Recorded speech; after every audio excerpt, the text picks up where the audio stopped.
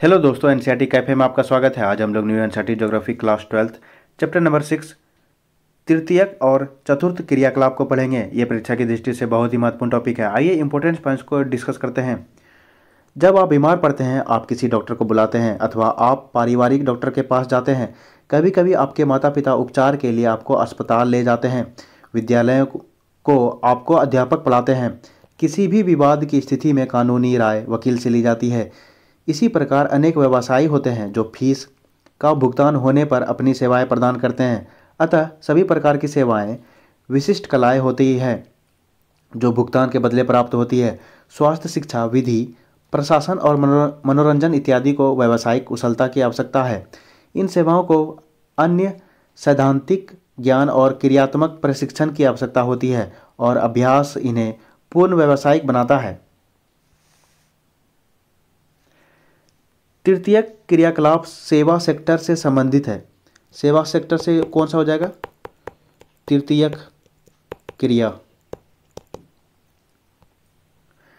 जनशक्ति सेवा सेक्टर का एक महत्वपूर्ण कारक है क्योंकि अधिकांश तृतीयक क्रियाकलापों का निष्पादन कुशल श्रमिक, व्यावसायिक दृष्टि से प्रशिक्षित विशेषज्ञ और परामर्शदाताओं द्वारा होता है।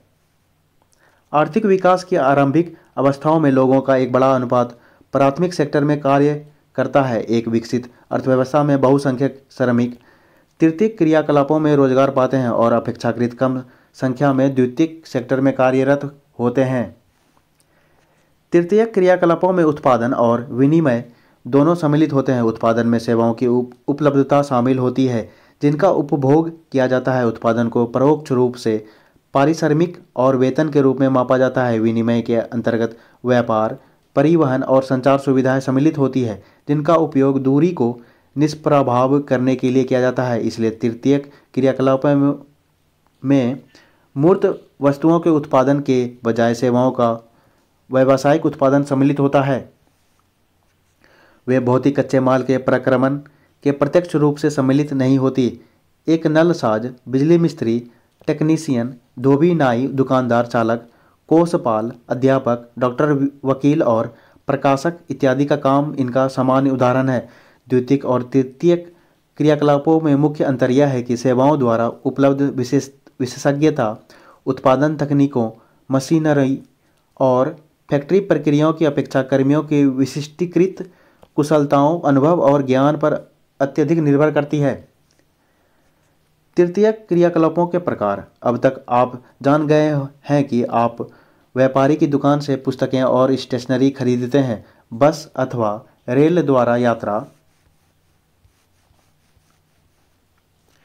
करते हैं, पत्र भेजते हैं, दूरभाष पर बातें करते हैं, व अध्ययन के लिए अध्यापकों की व रोग होने पर डॉक्टर की सेवाएं प्राप्त करते हैं। इस प्रकार व्यापार, परिवहन, संचार और सेवाएं कुछ तृतीयक क्रियाकलाप हैं जिनकी इस सेक्टर में चर्चा की गई है। चार्ट 6.1 तृतीयक क्रियाकलापों के वर्गीकरण का आधार प्रस्तुत करता है। आइए देखते हैं। सेवा सेक्टर को दिखाया गया है यहाँ पर। सेवा सेक्टर तृतीयक क्रियाकलाप को दिखाया गया है। व्यापार एवं वाणिज्य, परिवहन, संचार, सेवाएं। व्यापार और वाणिज्य में क्या क्या आ जाएगा? थोक व्यापार, फुटकर व्यापार। थोक व्यापार में नगरीय आपूर्ति घर और ग्रामीण मंडियां। फुटकर व्यापार में क्या क्या आ जाएगा? फुटकर में आपका आ जाएगा नगरीय और ग्रामीण। नगरीय में आ जाएगा श्रृंखला भंडार, डाक ऑर्डर में दूरभाष और इंटरनेट, सुलभ बाजार केंद्र, लोक वितरण योजना। ग्रामीण में आवधिक बाजार, हाट भंडार, फेरी, लोक वितरण स्कीम। परिवहन में क्या क्या आ जाएगा? रेल जाल तंत्र, सड़क जाल तंत्र, जल वायु। जल में आपका आंतरिक महासागरीय, वायु में यात्री सेवा और माल सेवा। संचार में आपका आ जाएगा परिवहन के साधन, दूरसंचार में आपका दूरभाष, भूलाइन और मोबाइल। दृश्य श्रव्य में क्या क्या आ जाएगा आपका? फिल्म, रेडियो, टीवी, मुद्रण मीडिया में समाचार पत्र और पत्रिकाएं। सेवा में आपका आ जाएगा मौद्रिक बैंकिंग, बीमा, अचल संपदा, व्यक्तिगत और व्यावसायिक, व्यक्तिगत, सरकारी, गैर सरकारी संगठन। चतुर्थ क्रियाकलाप में आ जाएगा सूचना आधारित और अनुसंधान एवं विकास आधारित। पंचम क्रियाकलाप में आ जाएगा विशेषज्ञ, निर्णयकर्ता, परामर्शदाता और नीति निर्धारक।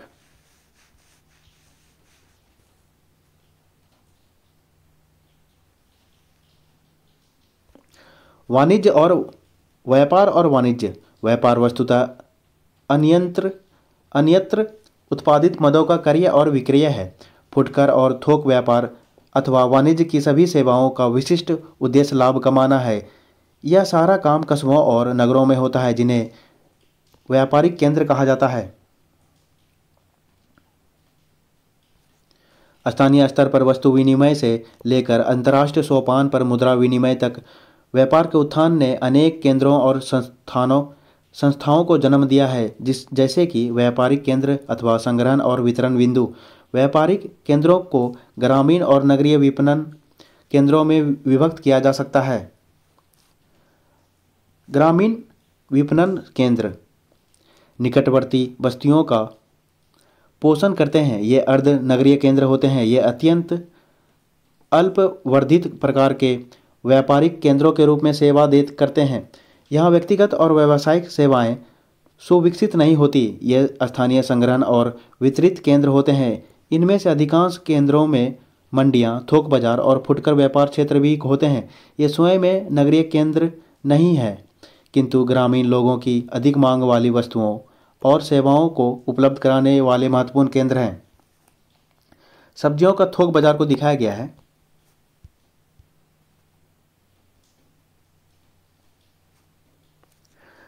ग्रामीण क्षेत्रों में आवधिक बाजार। ग्रामीण क्षेत्रों में जहां नियमित बाजार नहीं होते, विभिन्न कालिक अंतरालों पर स्थानीय आवधिक बाजार लगाए जाते हैं। ये साप्ताहिक, पाक्षिक बाजार होते हैं जहां परिग्रामीण क्षेत्रों से लोग आकर समय समय पर अपनी आवश्यक ज़रूरतों को पूरा करते हैं। ये बाजार निश्चित तिथि दिन पर लगते हैं और एक स्थान से दूसरे स्थान पर लगते रहते हैं। दुकानदार इसी प्रकार सभी दिन व्यस्त रहते हैं और एक विस्तृत क्षेत्र को सेवा प्रदान करते हैं।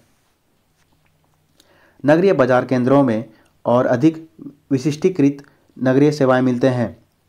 इनमें न केवल साधारण वस्तुएं और सेवाएं बल्कि लोगों द्वारा वांछित अनेक विशिष्ट वस्तुएं व सेवाएं भी उपलब्ध होती है। नगरीय केंद्र इसलिए विनिर्मित पदार्थों के साथ साथ विशिष्टीकृत बाजार भी प्रस्तुत करते हैं, जैसे श्रम बाजार, आवासन, अर्धनिर्मित व निर्मित उत्पादों का बाजार। इनमें शैक्षिक संस्थाओं और व्यावसायिकों की सेवाएं जैसे अध्यापक, वकील, परामर्शदाता, चिकित्सक, दांतों का डॉक्टर और पशु चिकित्सक आदि उपलब्ध होते हैं। अमेरिका में डिब्बाबंद आहार बाजार को दिखाया जा रहा है। फुटकर व्यापार ये वे व्यापारिक क्रियाकलाप है जो उपभोक्ताओं को वस्तुओं के प्रत्यक्ष विक्रय से संबंधित है। अधिकांश फुटकर व्यापार केवल विक्रय से नियत प्रतिष्ठानों और भंडारों में संपन्न होता है। फेरी, रेहड़ी, ट्रक, द्वार से द्वार, डाक आदेश, दूरभाष, स्वचालित बिक्री मशीनें तथा इंटरनेट फुटकर बिक्री के भंडार रहित उदाहरण है। भंडारों पर और सामग्री। फुटकर व्यापार में वृहद स्तर पर सबसे पहले नवाचार लाने वाले उपभोक्ता सहकारी समुदाय थे। विभागीय भंडार वस्तुओं की खरीद और भंडारों के विभिन्न अनुभागों में बिक्री के सर्वेक्षण के लिए विभागीय प्रमुखों को उत्तरदायित्व और प्राधिकार सौंप देते हैं। श्रृंखला भंडार अत्यधिक मितव्ययता से व्यापारिक माल खरीद पाते हैं, यहाँ तक कि अपने विनिर्देश पर सीधे वस्तुओं का विनिर्माण करा लेते हैं। वे अनेक कार्यकारी कार्यों में अत्यधिक कुशल विशेषज्ञ नियुक्त कर लेते हैं। उनके पास एक भंडार के अनुभव के परिणामों को अनेक भंडारों में लागू करने की योग्यता होती है। थोक व्यापार। थोक व्यापार का गठन अनेक बिचौलिए, सौदागरों और पूर्तिघरों द्वारा होता है, न कि फुटकर भंडारों द्वारा। श्रृंखला भंडारों सहित कुछ बड़े भंडार विनिर्माताओं से सीधी खरीद लेते हैं। फिर भी बहुसंख्यक फुटकर भंडार बिचौलिए स्रोत से पूर्ति लेते हैं। थोक विक्रेता प्रायः फुटकर भंडारों को उधार देते हैं, यहाँ तक कि फुटकर विक्रेता अधिकतर थोक विक्रेता की पूंजी पर ही अपने कार्य का संचालन करते हैं। परिवहन परिवहन एक सेवा अथवा सुविधा है जिससे व्यक्तियों, विनिर्मित माल तथा संपत्ति को भौतिक रूप से एक स्थान से दूसरे स्थान पर ले जाया जाता है।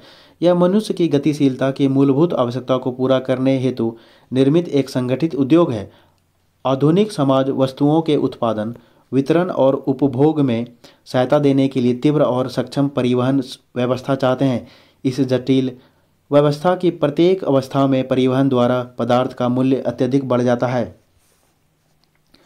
परिवहन दूरी को किलोमीटर दूरी अथवा मार्ग लंबाई की वास्तविक दूरी, समय दूरी अथवा एक मार्ग पर यात्रा करने में लगने वाले समय और लागत, दूरी अथवा मार्ग पर यात्रा के खर्च के रूप में मापा जा सकता है।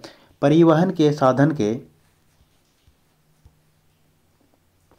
चयन में समय अथवा लागत के संदर्भ में एक निर्णायक कारक है। मानचित्र पर समान समय में पहुंचने वाले स्थानों को मिलाने वाली समकाल रेखाएं खींची जाती है। जाल तंत्र और पहुंच।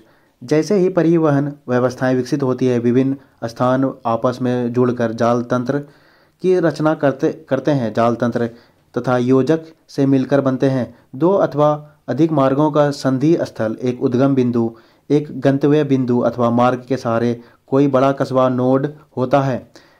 प्रत्येक सड़क जो दो नोडों को जोड़ती है योजक कहलाती है। एक विकसित जाल तंत्र में अनेक योजक होते हैं, जिसका अर्थ है कि स्थान सुसंबद्ध है। ये मैं समझाता हूँ। ये आपका है, ये एक स्थान से दूसरा स्थान है और ये वाला जो पार्ट है आपका, इसको कहते हैं हम लोग नोड।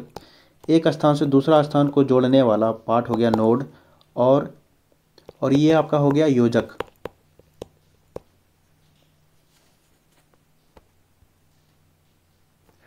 परिवहन को प्रभावित करने वाले कारक। परिवहन की मांग जनसंख्या के आकार से प्रभावित होती है।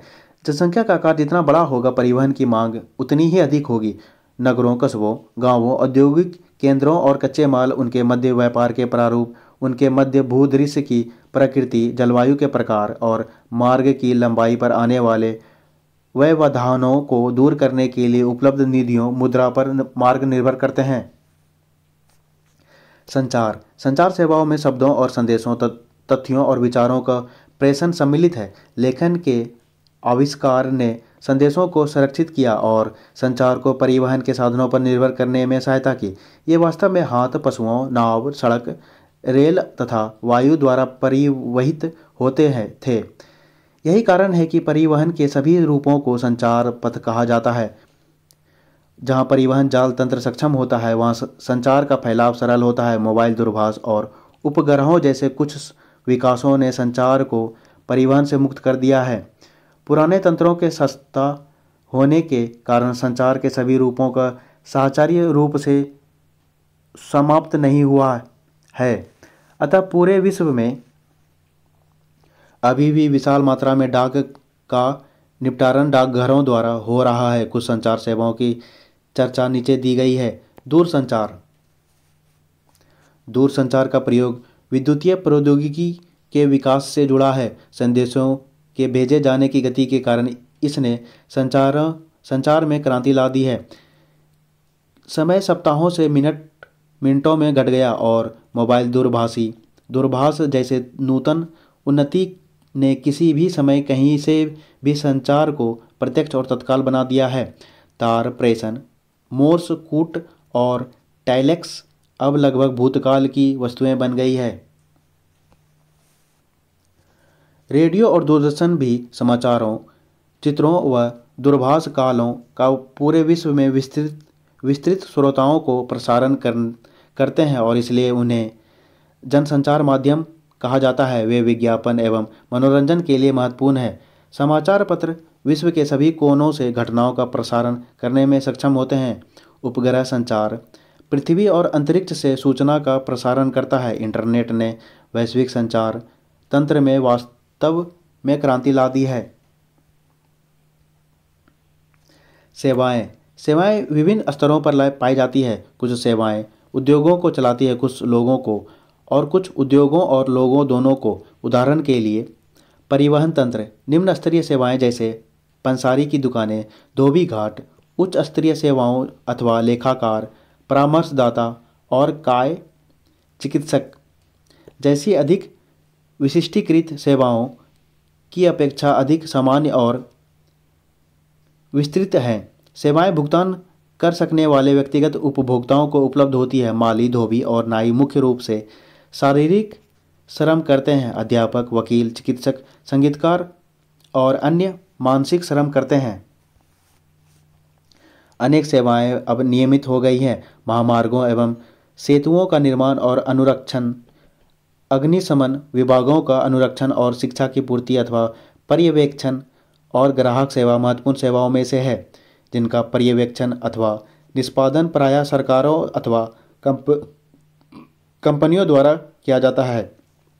राज्य और संविधान ने परिवहन, दूरसंचार, ऊर्जा और जलापूर्ति जैसे सेवाओं के विपणन के पर्यवेक्षण और नियंत्रण के लिए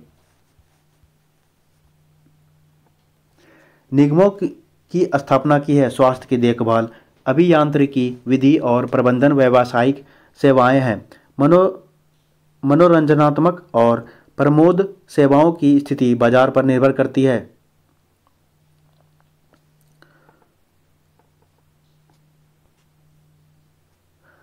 मल्टीप्लेक्स और रेस्तराओं की स्थिति केंद्रीय व्यापार क्षेत्र सीबीडी के अंदर अथवा निकट हो सकती है, जबकि गोल्फ कोर्स ऐसे स्थान पर बनाया जाएगा जहां भूमि की लागत सीबीडी की अपेक्षा कम होगी।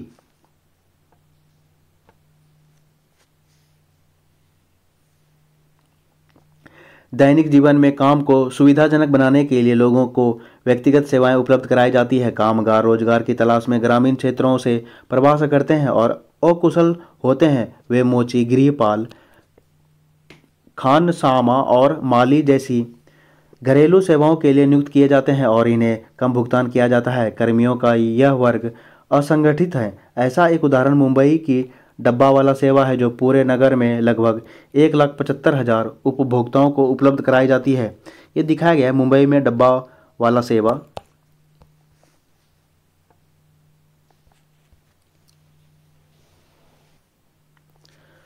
तृतीय क्रियाकलापों में संलग्न लोग। आज अधिकांश लोग सेवा कर्मी हैं। सेवाएं सभी समाजों में उपलब्ध होती है। अधिक विकसित देशों में कर्मियों का अधिकतर प्रतिशत इन सेवाओं में लगा है, जबकि अल्प विकसित देशों में 10% से भी कम लोग इस सेवा क्षेत्र में लगे हैं। संयुक्त राज्य अमेरिका में 75% से अधिक कर्मी सेवाओं में संलग्न है। इस सेक्टर में रोजगार की प्रवृत्ति बढ़ रही है, जबकि प्राथमिक और द्वितीयक क्रियाकलापों में यह अपरिवर्तित है अथवा घट रही है। कुछ चयनित उदाहरण। पर्यटन एक यात्रा है जो व्यापार की बजाय प्रमोद के उद्देश्यों के लिए की जाती है। प्रमोद क्या हो जाएगा? मनोरंजन के उद्देश्यों के लिए की जाती है।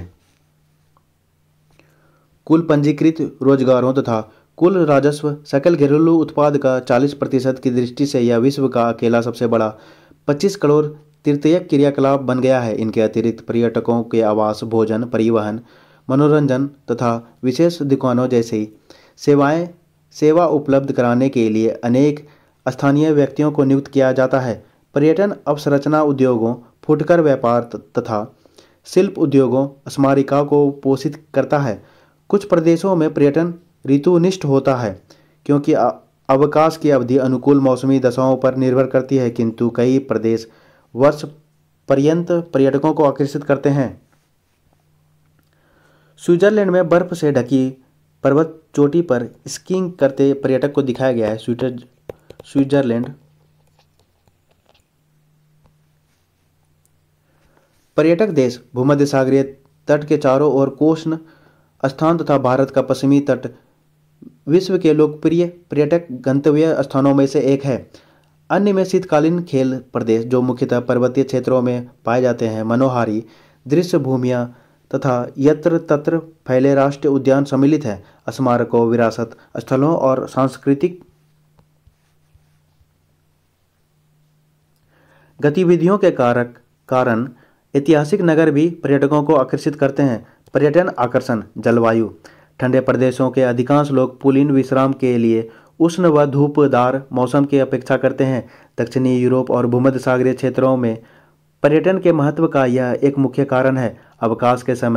अवकाश के शीर्ष मौसम में यूरोप के अन्य भागों की अपेक्षा भूमध्य सागरीय जलवायु में लगभग सतत ऊंचा तापमान, धूप की लंबी अवधि और निम्न वर्षा की दशाएं होती है। शीतकालीन अवकाश का आनंद लेने वाले लोगों की विशिष्ट जलवायुवी जरूरतें होती हैं, जैसे या तो अपनी गिरी क्षेत्रों की तुलना में ऊंचे तापमान अथवा स्कीइंग के लिए अनुकूल हिमावरण। भूदृश्य। कई लोग आकर्षित करने वाले पर्यावरण में अवकाश बिताना पसंद करते हैं, जिसका प्रायः अर्थ होता है पर्वत, झीलें, दर्शनीय समुद्री तट और मनुष्य द्वारा पूर्ण रूप से अपरिवर्तित भूदृश्य। इतिहास एवं कला। किसी क्षेत्र के ऐतिहासिक और कला में संभावित आकर्षण होता है। लोग प्राचीन और सुंदर नगरों, पुरातत्व के स्थानों पर जाते हैं और किलों, महलों और गिरजाघरों को देखकर आनंद उठाते हैं। संस्कृति और अर्थव्यवस्था। मानव जातीय और स्थानीय रीतियों को पसंद करने वालों को पर्यटन लुभाता है। यदि कोई प्रदेश पर्यटकों की ज़रूरतों को सस्ते दाम में पूरा करता है तो यह अत्यंत लोकप्रिय हो जाता है। घरों में रुकना एक लाभदायक व्यापार बन उभरा है, जैसे कि गोवा में हेरिटेज होम्स तथा कर्नाटक में मेडिकेरे और कुर्ग। ये पूछा जाता है हेरिटेज होम्स कहाँ हो जाएगा, गोवा, और मेडिकेरे और कुर्ग कर्नाटका।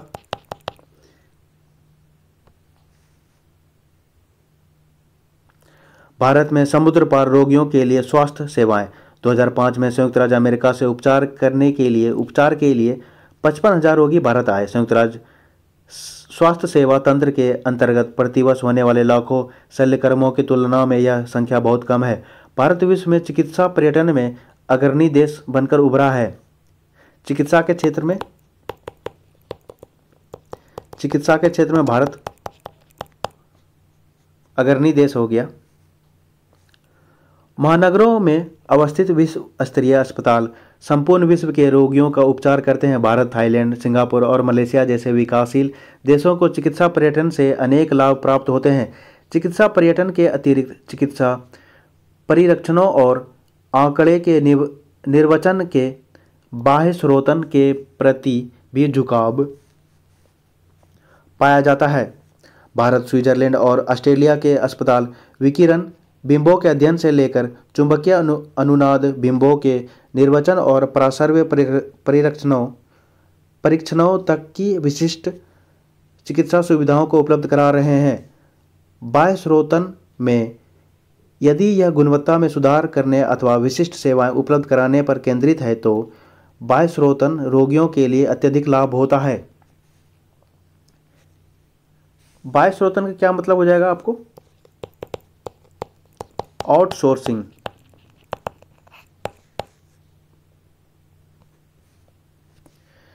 चिकित्सा पर्यटन। जब चिकित्सा उपचार को अंतर्राष्ट्रीय पर्यटन गतिविधि से संबद्ध कर दिया जाता है तो इसे सामान्यतः चिकित्सा पर्यटन कहा जाता है। चतुर्थ क्रियाकलाप। कोपेनहेगन और न्यूयॉर्क में एक बहुराष्ट्रीय कंपनी के मुख्य कार्यकारी अधिकारी तथा चिकित्सकीय प्रतिलेखन मेडिकल ट्रांसक्रिप्शनिस्ट के बीच क्या समानता है? ये सभी लोग सेवा सेक्टर के उस प्रभाग में कार्य करते हैं जो ज्ञानोन्मुखी है। इस सेक्टर को चतुर्थ और पंचम क्रियाकलापों में विभक्त किया जा सकता है। चतुर्थ क्रियाकलापों में से कुछ निम्नलिखित हैं: सूचना का संग्रहण, उत्पादन और प्रकीर्णन अथवा सूचना का उत्पादन भी। चतुर्थ क्रियाकलाप अनुसंधान और विकास पर केंद्रित होते हैं और विशिष्टीकृत ज्ञान, प्रौद्योगिकी कुशलता और प्रशासकीय सामर्थ्य से संबद्ध सेवाओं के उन्नत नमूने के रूप में देखे जाते हैं। यह सब किस ओर ले जाएगा? क्या यह संभव है अथवा अंत? ये दिखाया गया है। पहले प्राथमिक हुआ, फिर द्वितीयक हो गया, फिर तृतीयक हो गया, फिर चतुर्थ हो गया, फिर पंचम हो गया। इसके बाद क्या होगा? इसके बाद छठा होगा।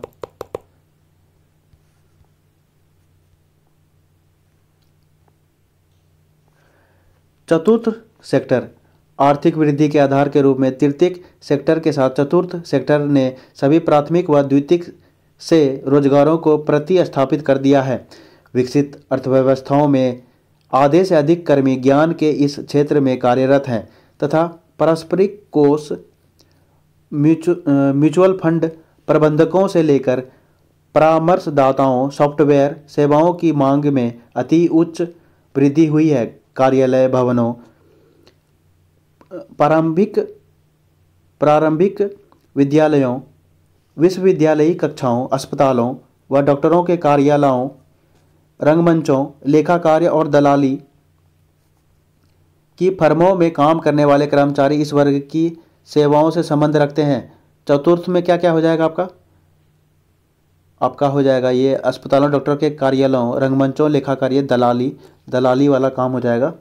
चौथा, कुछ तृतीयक क्रियाओं की भांति चतुर्थ क्रियाकलापों को भी बाह्य स्रोतन के माध्यम से किया जाता है। ये सेवाएं संसाधनों से बंधी हुई, पर्यावरण से प्रभावित तथा अनिवार्य रूप से बाजार द्वारा स्थानीयकृत नहीं है। पंचम क्रियाकलाप उच्चतर स्तर के निर्णय लेने तथा नीतियों का निर्माण करने वाले पंचम क्रियाकलापों को निभाते हैं। इनमें और ज्ञान आधारित उद्योगों जो सामान्यतः चतुर्थ सेक्टर से जुड़ी होती है, वे सूक्ष्म अंतर होता है। पंचम क्रियाकलाप वे सेवाएं हैं जो नवीन व वर्तमान विचारों की रचना, उनके पुनर्गठन और व्याख्या, आंकड़ों की व्याख्या और प्रयोग तथा नई प्रौद्योगिकी के मूल्यांकन पर केंद्रित होती है। प्रायः स्वर्ण कॉलर कहे जाते हैं। तो पंचम हो गया आपका स्वर्ण कॉलर हो गया, स्वर्ण कॉलर हो गया।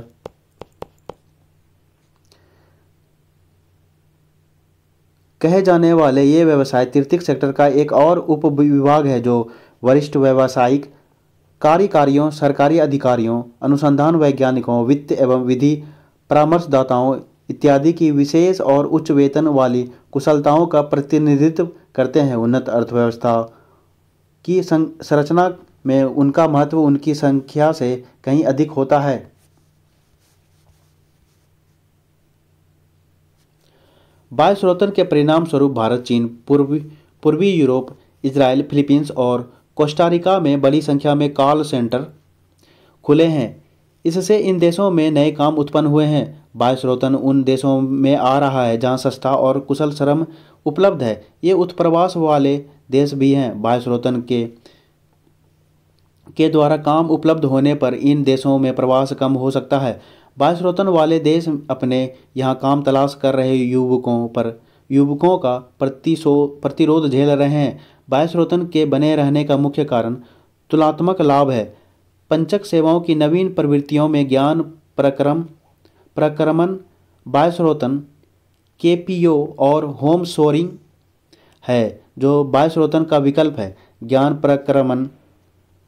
प्रकरण बाह्य स्रोतन उद्योग व्यवसाय प्रक्रमण बाह्य स्रोतन बीपीओ से भिन्न है क्योंकि इसमें उच्च कुशल कर्मी सम्मिलित होते हैं। यह सूचना प्रेरित ज्ञान की बाह्य स्रोतन है। ज्ञान प्रकरण बाह्य स्रोतन कंपनियों को अतिरिक्त व्यावसायिक अवसरों को उत्पन्न करने में सक्षम बनाता है। ज्ञान प्रकरण बाह्य स्रोतन के उदाहरणों में अनुसंधान और विकास क्रियाएं, ई लर्निंग, व्यवसाय अनुसंधान, बौद्धिक संपदा अनुसंधान, कानूनी व्यवसाय और बैंकिंग सेक्टर आते हैं। बाह्य स्रोतन आउटसोर्सिंग, बाह्य स्रोतन अथवा ठेका देना, दक्षता को सुधारने और लागतों को घटाने के लिए किसी बाहरी अभिकरण को काम सौंपना है। जब बाह्य स्रोतन में कार्य समुद्र पार के स्थानों पर स्थानांतरित कर दिया जाता है तो इसको अपतरण, ऑफशोरिंग कहा जाता है। यद्यपि दोनों अपतरण और बाह्य स्रोतन का प्रयोग इकट्ठा किया जाता है। जिन व्यापारिक क्रियाकलापों को बाह्य स्रोतन किया जाता है उनमें सूचना प्रौद्योगिकी, मानव संसाधन, ग्राहक सहायता और कॉल सेंटर सेवाएं और कई बार विनिर्माण और अभियांत्रिकी भी शामिल की जाती है। आंकड़ा प्रक्रमण सूचना प्रौद्योगिकी से संबंधित एक सेवा है जिसे आसानी से एशियाई, पूर्वी, यूरोपीय और अफ्रीकी देशों में क्रियान्वित किया जा सकता है। इन देशों में विकसित देशों की अपेक्षा कम पारिश्रमिक पर अंग्रेजी भाषा में अच्छी निपुणता वाले सूचना प्रौद्योगिकी में कुशल कर्मचारी उपलब्ध हो जाता है।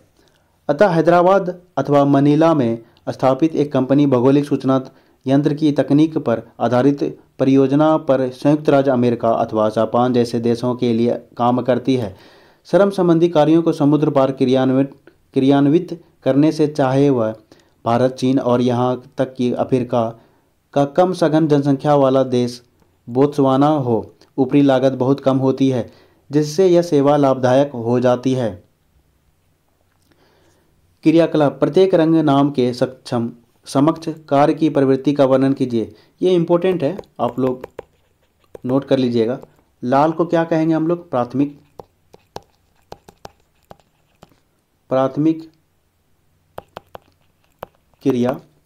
स्वर्ण हो जाएगा आपका पंचम क्रियाकलाप। और श्वेत का क्या हो जाएगा आपका? श्वेत का हो गया आपका उच्च प्रौद्योगिकी उद्योगों के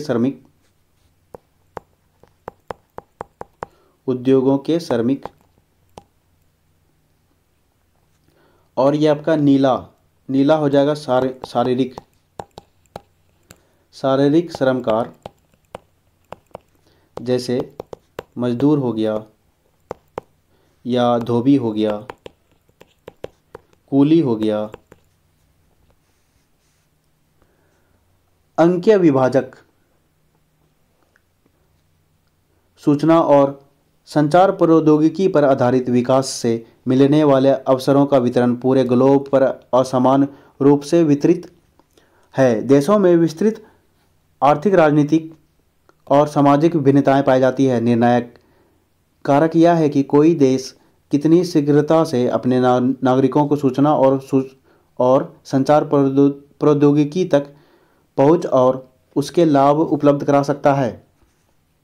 विकसित देश सामान्य रूप से इस दिशा में आगे बढ़ गए हैं, जबकि विकासशील देश पिछड़ गए हैं और इसी को अंकीय विभाजक कहा जाता है। इसी प्रकार देश के भीतर अंकीय विभाजक विद्यमान है। उदाहरण के लिए भारत अथवा रूस जैसे विशाल देश में यह अवश्य भावी है कि महानगरीय केंद्रों जैसे निश्चित क्षेत्रों में परिध्यस्त ग्रामीण क्षेत्रों की तुलना में अंकीय विश्व के साथ बेहतर संबंध तथा पहुंच पाई जाती है।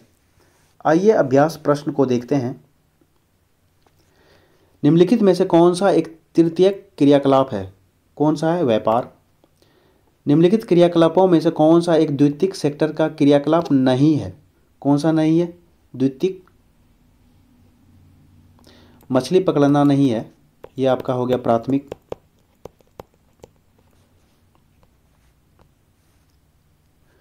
निम्नलिखित में से कौन सा सेक्टर दिल्ली, मुंबई, चेन्नई और कोलकाता में सर्वाधिक रोजगार प्रदान करता है? अभी आपका हो गया सेवा हो गया। वे काम जिनमें उच्च परिमाण और स्तर वाले अन्वेषण सम्मिलित होते हैं कहलाते हैं चतुर्थ क्रियाकलाप। निम्नलिखित में से कौन सा क्रियाकलाप चतुर्थ सेक्टर से संबंधित है? कौन सा है? बताइए। यह आपका चतुर्थ सेक्टर से संबंधित है विश्वविद्यालय अध्यापन। निम्नलिखित कथनों में से कौन सा एक सत्य नहीं है? कौन सा नहीं है? बीपीओज के पास केपीओज की तुलना में बेहतर व्यावसायिक अवसर होते हैं। बीपीओज क्या हो जाएगा? एक मिनट। बीपीओज क्या हो जाएगा आपका? Business processing outsourcing.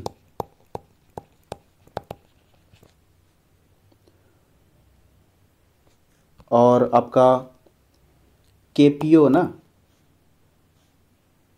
केपीओज क्या हो जाएगा, नॉलेज